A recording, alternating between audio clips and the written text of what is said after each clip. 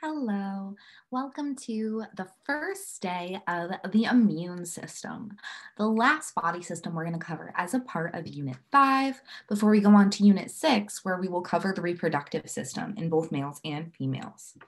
So today is immune system day 1, and our aim is how does the immune system maintain homeostasis? So before we go on, homeostasis. Every time we see this word, we want to make sure we think stable internal environment. So how does our immune system help us maintain a stable internal environment? So we introduced the immune system this week talking about the COVID-19 vaccine, right? So the one thing before we start actually covering what the immune system is that you're probably thinking is the immune system is what prevents us from getting sick or helps us recover when we are sick. Okay, and those are the primary functions of the immune system.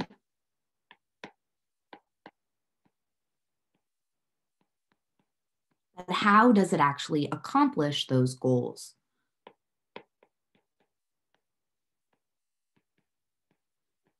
And how does accomplishing those goals help us maintain homeostasis? Now you can already probably imagine, right? If you have, for example, COVID and that prevents your body's ability to allow you to breathe normally, that would severely impact your ability to maintain homeostasis, right? And any illness that we can develop would have an impact on our body's ability to maintain that stable internal environment, which is why, for example, when you get sick with a bacterial or a viral infection, sometimes you get a fever, and that is part of the immune response. So before we get ahead of ourselves, let's get started with the basic aspects of our immune system. We're going to start with one of the parts of the immune system, our lymphatic system. So let's read a little bit about it. The lymphatic system is a network of tissues and organs that help rid the body of toxins, waste, and other unwanted materials. And this should be making you think of, because we brought this up a little bit during the excretory system, right? And the lymphatic system is a body system that takes pathogens, and that's a vocabulary word we're about to discuss, takes disease-causing organisms and isolates them from the rest of the body and stores it, segregates it from the rest of our body tissues and cells so that it can no longer harm the body. The primary function of the lymphatic system is to transport lymph, which is the fluid containing infection-fighting white blood cells, throughout the body. And when lymph arrives at a place in your body, it causes swelling, which is why, for example, if you ever close your finger in a door, so you get a physical injury, or you get a splinter or a little cut, you might notice your finger swells up, or anywhere that you get an injury, you might notice it swells up. That swelling is from that fluid going to the area to try and fight the infection, or in the case of a physical trauma, to just try and heal the wound. So, what is the function of the immune system? Why is it important for our body to fight off invaders? And how does our body fight off foreign material that comes into our body? Well, I want you to think about this for a moment. Go ahead and pause the video and answer. So why is it important for our body to fight off invaders? That should be obvious, right? Like we said, if we have COVID-19 or some other illness, the flu, even just a regular cold, this is going to limit our ability to live a healthy life. It's going to limit our ability to breathe normally. It's going to limit our ability to, if we're thinking about maintaining our own survival. It's going to limit our ability to walk around, talk to other humans, have relationships with them, acquire food. So all of these different aspects of our survival that we need to maintain are part of homeostasis. So if our body does not have a mechanism to get better when we encounter bacteria or encounter poor living conditions that make us ill, we, could die. So why is it important for our body to fight off invaders? So we can survive. Now, how does our body fight off foreign materials that come in? What's the number one barrier that prevents things from entering our body that we don't want them to?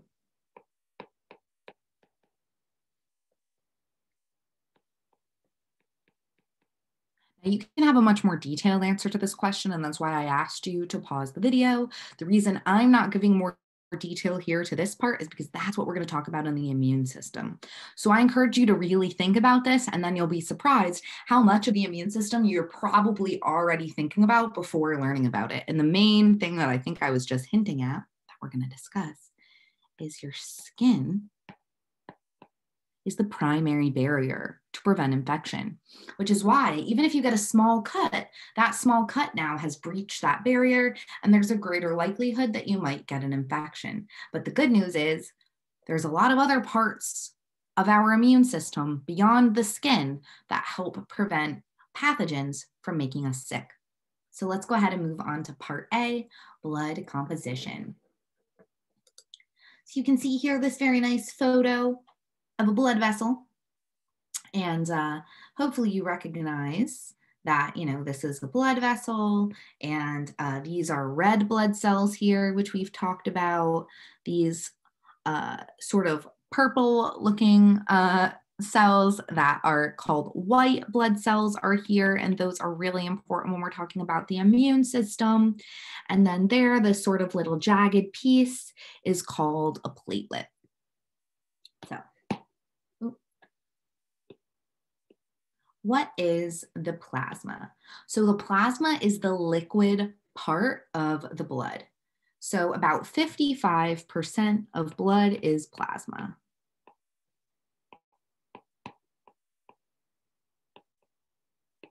It's a fluid matrix,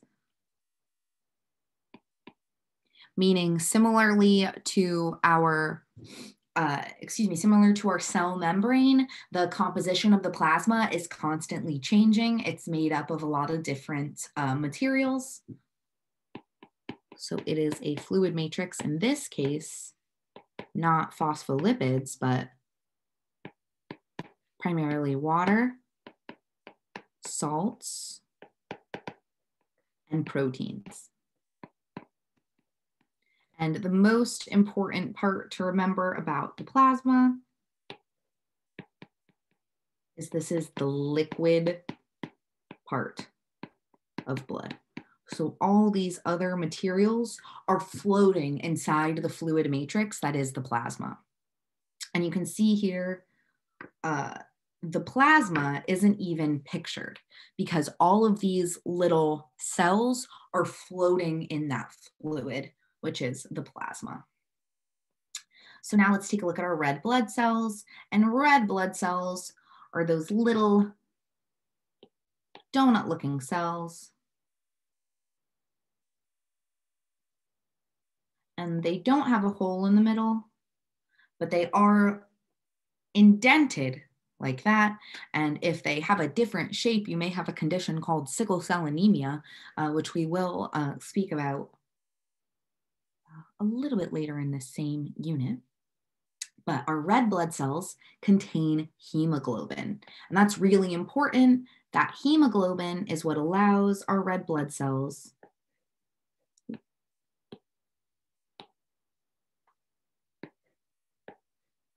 So our red blood cells contain hemoglobin, which we've spoken about before. And hemoglobin is really important. That is what allows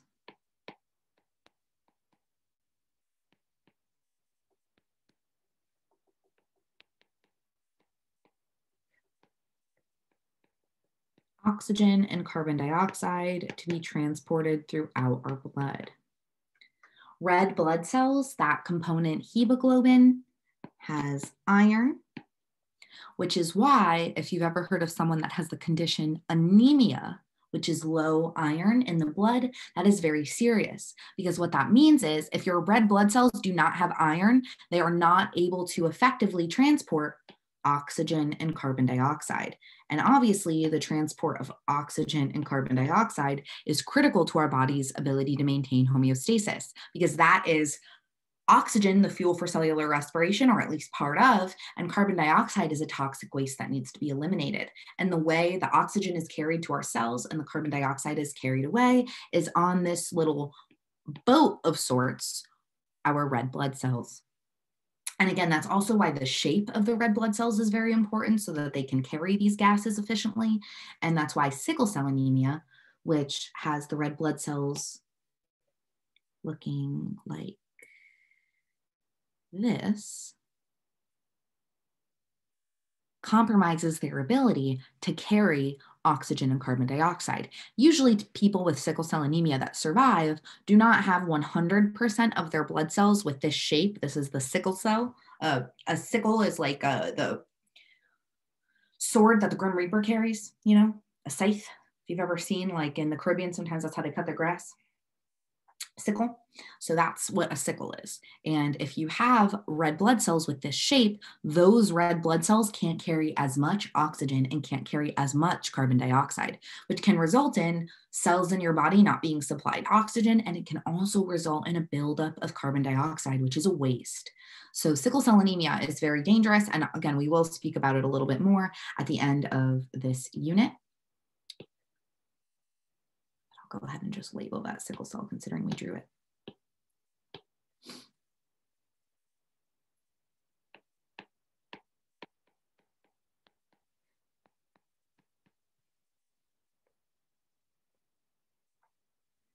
So our red blood cells are very important, but we are talking about the immune system. So our star today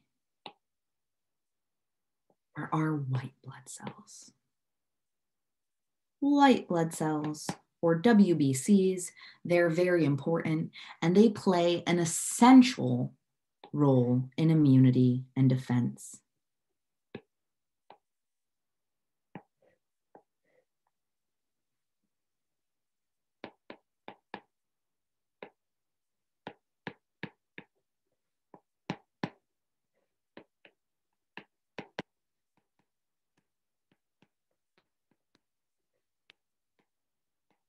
Our white blood cells, we're going to talk about the different types of white blood cells later, but as we've been talking about the COVID-19 vaccine,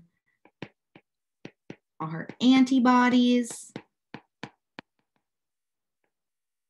are made up of white blood cells, and our white blood cells are a critical part of our immune response.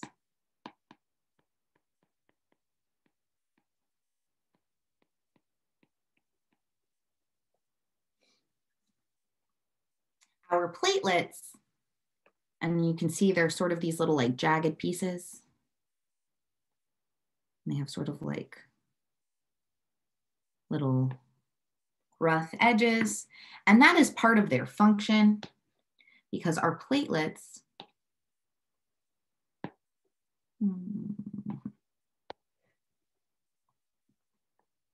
form blood clots.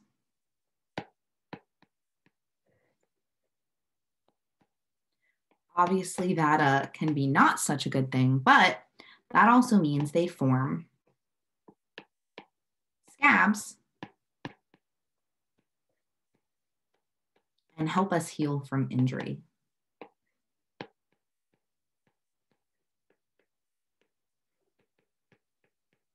So That can be bad, obviously, if you have a very high platelet count, which all these different parts of your blood composition can be measured. And if you have, you should have homeostasis, you should have a balance of red blood cells, white blood cells, and platelets. And if you have, for example, really high platelets or really high white blood cells, that can indicate that there is a problem in your body, right? If you have really high white blood cells, considering our white blood cells are part of our immune response, what do you think that means? Right? If you have really high white blood cells, that means there's probably an infection somewhere in your body. And unfortunately, if you have really high white blood cell count, what that usually means is you have some sort of major infection. Sometimes that can be cancer, particularly leukemia. A high red blood cell count wouldn't really be the problem. Instead, low red blood cells would be a problem.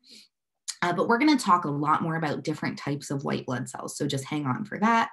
But again, if you have a high platelet count, that can mean you're more likely to form dangerous blood clots, which is not a good thing. But obviously, we do need platelets to help us heal from injury.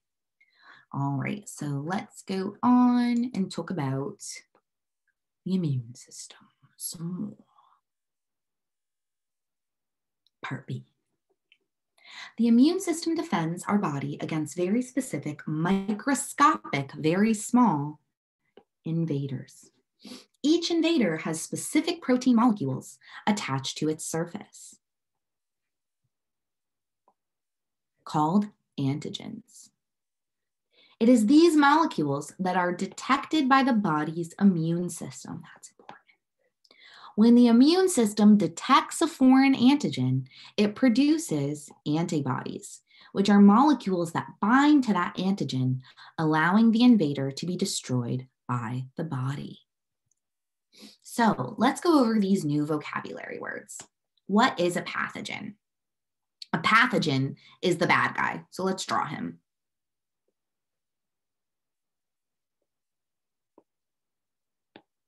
Sort of thinking, oh, wow, that looks like Baby Yoda. Hold on.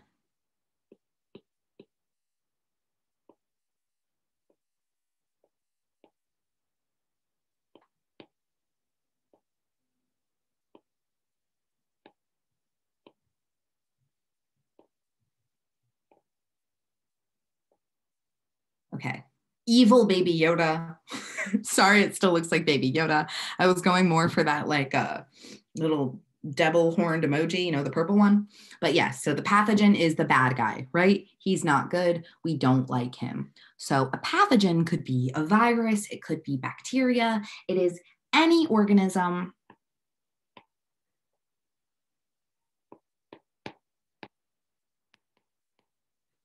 that causes a disease.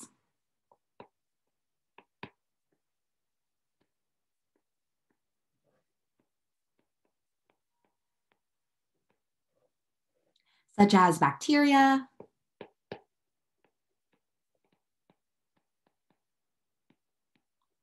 a virus, or a microorganism like a parasite, for example. Those would all be, oh, not microscope, microorganism.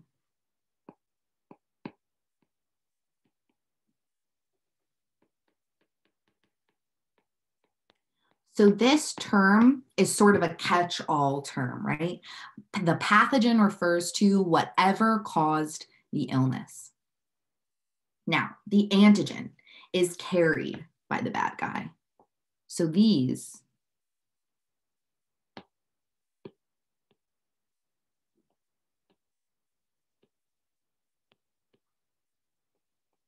there we go.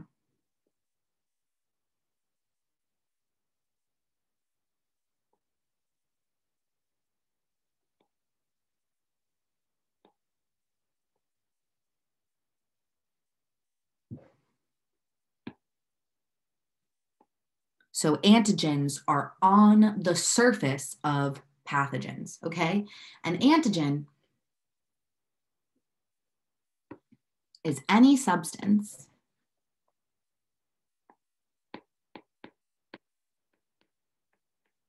that can cause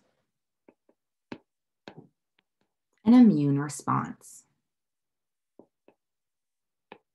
Typically, they are proteins carried on the surface of pathogens. term antigen means it caused our immune system to respond to it, right? So that's what the first part of the definition. An antigen carried by the bad guy, carried by the pathogen, is any substance that can cause an immune response.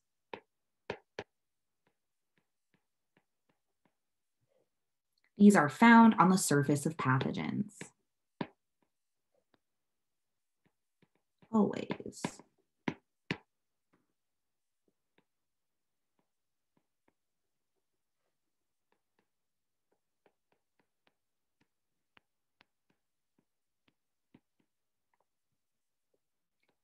And, you know, I've taught this before, right? Before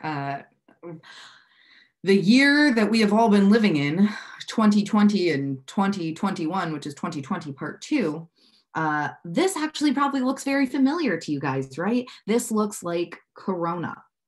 So we've seen Corona many times now, you know, on the news. And I'm just gonna, you know, draw a little COVID if you don't mind, right? And you've seen it. It's sort of a round particle, right? In this case, a virus. In this case, it's a virus. And then what have we all seen many times on this COVID virus are all of the little spikes on the outside. And ooh, obviously you guys have seen this in the news many times, and you know that my illustration isn't perfect, but those little spikes on the outside are the antigens. And the group that's actually covering COVID-19 for the project knows that those are spike glycoproteins that our immune system, our antibodies can respond to. And this is actually how we are developing a vaccine for COVID-19, which is very exciting. So we wouldn't be able to do that if we didn't already know how pathogens and antigens work with our immune system. So just to refresh, the pathogen is COVID-19 itself, is the bad guy, is any organism, not just COVID, but any organism, bacteria, a virus, or a microorganism such as a parasite that causes a disease, right? That causes a disease. And the antigen is on the surface of that pathogen, and the antigen is what our immune system actually responds to. And how does our immune system respond? Well, it responds with the good guy, the antibody. And let's see, how can we make the good guy? I'm imagining sort of Superman here, but we'll have to settle for a smiley face. And hold on. We need a hero. Okay, sorry. But this is very important. The antibodies. Critical to the development of the COVID-19 vaccine is how our antibodies work within our immune system. So what does an antibody do? Our antibodies attach to the antigen like a tag. So the immune system can recognize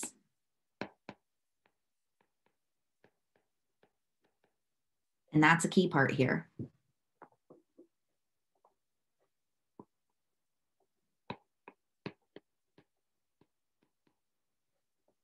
Our immune system has a memory, which is pretty cool. I will just add to you guys that this is the way we cover the immune system and living environment is a major simplification of how our immune system works. That's always the case in obviously living environment. It's a freshman biology class, but just keep in mind that if you have heard more advanced things about antibodies, those are probably correct, but we're explaining this in the simplest terms. This is the first day and we're going to get more specific, right? So the antibody attaches to the antigen like a tag so the immune system can recognize and destroy the pathogen, which is why if you take the COVID-19 vaccine, that helps your body create these antibodies in advance. Then down the line, you get sick, or rather down the line, you get exposed to this pathogen. It enters your bloodstream. Your antibodies already know that this is a bad guy. Your antibodies have already prepared their response. So they're going to attach to the outside of this. They're going to tag it. And then they're going to send white blood cells to take this virus and hold it inside the lymphatic system and prevent it from infecting the rest of your body. And if you've already taken that vaccine, what would happen is instead of the virus being able to replicate, make many copies of itself and infect the entire body, the immune system is able to segregate that pathogen and remove it from the bloodstream, preventing you from actually getting sick. And this is also why, even if you've taken the COVID-19 vaccine, you could still potentially test positive for coronavirus. You could still potentially, unfortunately, pass it to someone else, but you wouldn't get sick because your body is already prepared with what's called the immune response. And the immune response has many parts, but one of those parts is the antibody tagging and recognizing the pathogen so that it can be destroyed. So let's talk about the 3 lines of defense for our immune system. But in order to really go through this, I'm going to show you some images. One sec. All right, so the immune system's 3 lines of defense.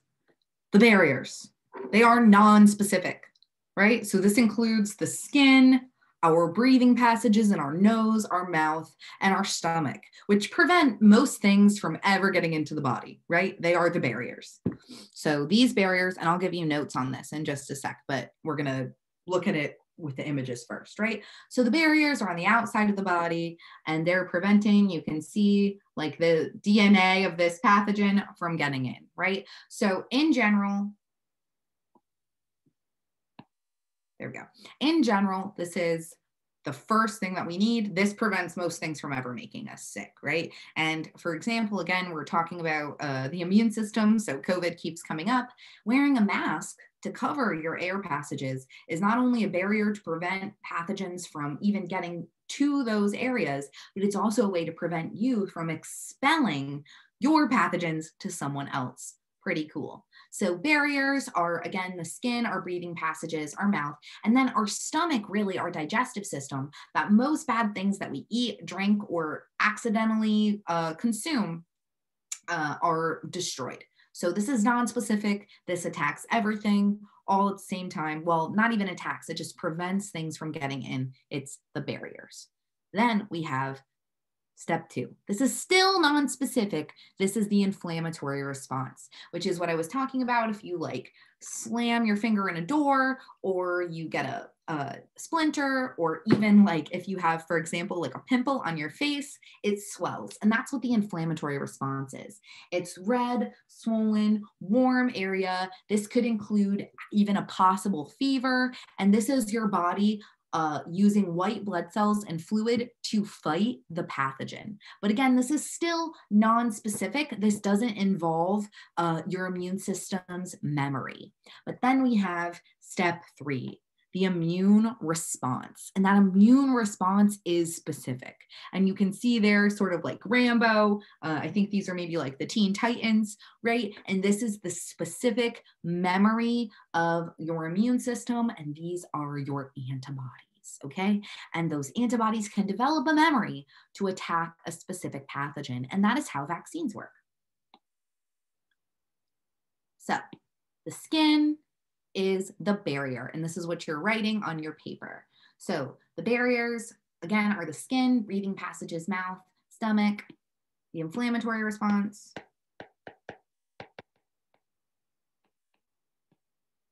There we go. One more. Okay. The inflammatory response includes red, swollen, warm area, possible fever, white blood cells and fluid to fight the infection. And then the immune response is the specific cells that can distinguish between different kinds of pathogens and react with a specific defense, a defense that is catered to that specific pathogen, and those are our antibodies. And all right, I do believe that is all I have for you on today's lesson.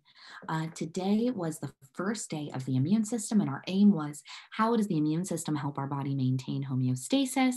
And our immune system helps the body maintain homeostasis primarily by keeping pathogens out, segregating and attacking them when they do get in, and then developing this specific immune response to attack pathogens that we've been exposed to before, to allow us to recover more quickly and continue to survive so that we can live a long, healthy life. And if we're talking about biology, reproduce, because that's our goal. But we'll get more to that when we talk about evolution later.